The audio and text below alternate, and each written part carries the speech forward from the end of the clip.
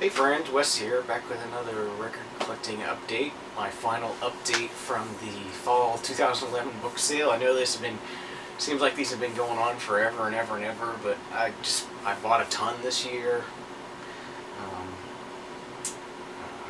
and it's just taken me this long to get through it, but now we're to the last batch of records from the sale. These are the records that I bought on the last day of the sale. The last day of the sale, everything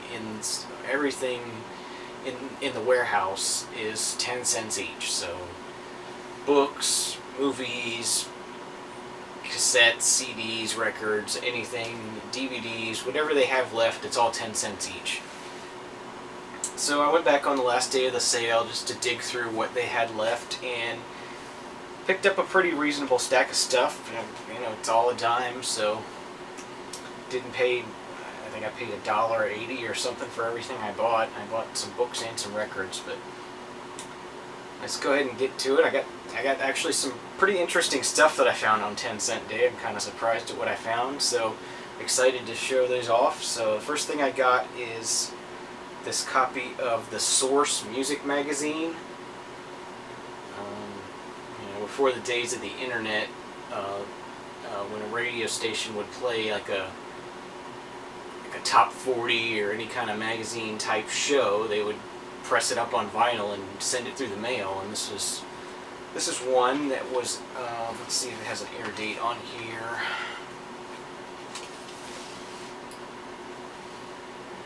Okay, so this was March 19th, 1983. And it just has some different, talking about different musical acts and stuff, and interviews with different people, Malcolm McLaren, Adam Ant, stuff like that. So just pretty cool. I haven't really listened to this yet, but it's one of those interesting things. I've found a couple of things like this, old radio shows that were pressed on vinyl and sent out to the radio stations to play, and I really enjoy listening to those. It's sort of a time capsule. Next up, we got The Fix with Reach the Beach.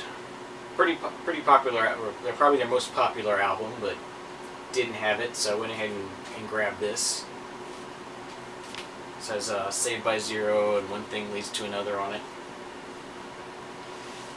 Next up, we have the soundtrack to Mike's Murder, which was written by Joe Jackson. So I actually saw this, early on in the sale and didn't want to pay. It was originally marked 75 cents, I guess. So I didn't want to pay that for it, just to find out what it is. But for 10 cents, I'll pick it up.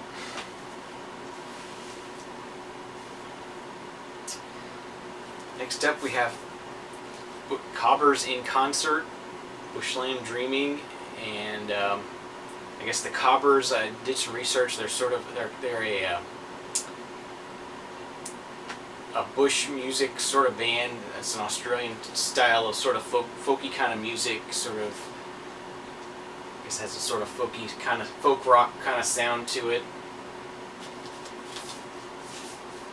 But I thought that was interesting, something from Australia.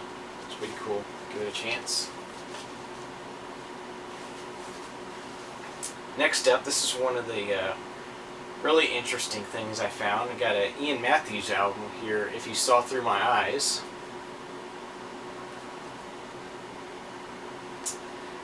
And Ian Matthews is, of course, from Fairport Convention, and Sandy Denny also appears on here.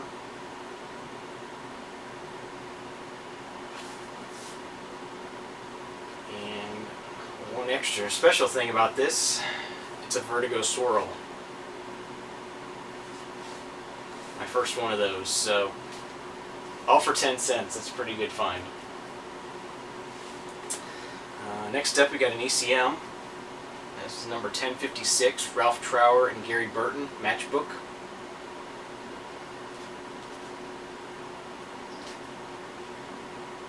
It's on the standard green label ECM.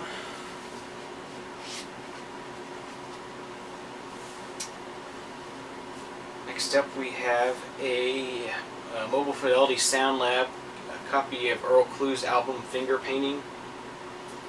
Apparently I haven't listened to this yet, but apparently from what I've been reading online, this is not a very good album of his, so I guess that's why it was originally passed up. They had this originally marked $5, and it was sort of set off to the side. It wasn't with the rest of the records. They had it sort of displayed up on a display stand, and it sort of just sat there all weekend through the sale, and it was just still sitting there on 10-cent days, so I went ahead and grabbed it for 10 cents.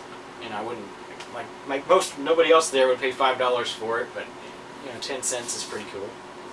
So, pick that up. Next up, we got this on CTI Records, which is CTI is another one of those smaller sort of jazz labels, like ECM or whatever. They don't get as much recognition as them. Some people say that their artists aren't as good, but I think they have some pretty good artists on CTI. One of my favorites, Grover Washington Jr., which he's on Kudu Records, which is an offshoot of CTI. But anyway, we got this Don Svesky giant box.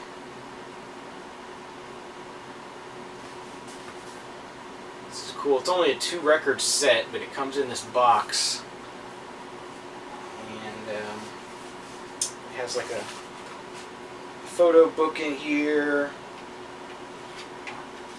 Different stuff, so really interesting, sort of obscure kind of find that I like to pick up on a 10-cent day.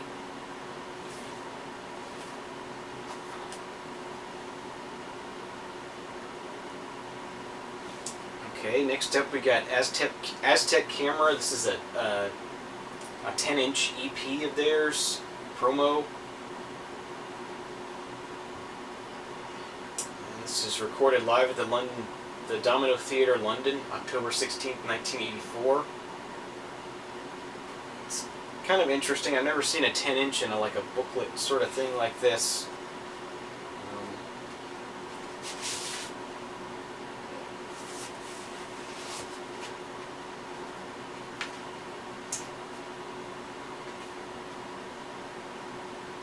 So that was really cool to find.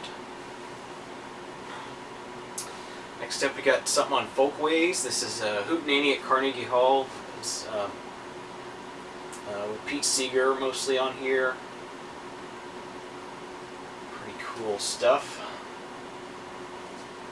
Comes with a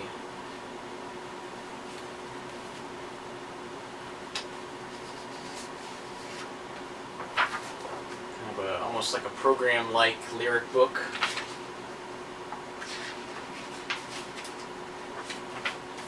So that was a nice find.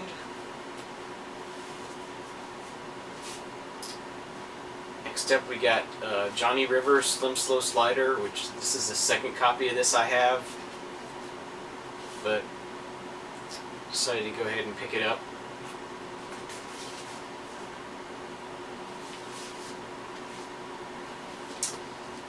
We got the Keep Me Hanging On 12-inch from Kim Wilde.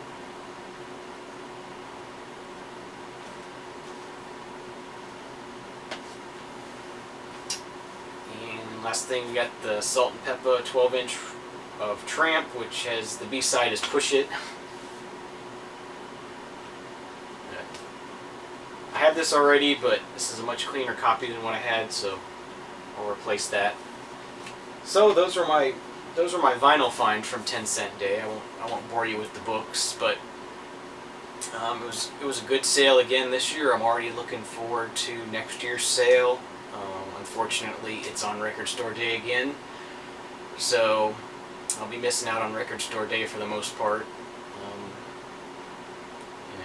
But what are you going to do? I have my priorities with the library book sale. So, thanks for watching, and we'll see you next time. Cheers.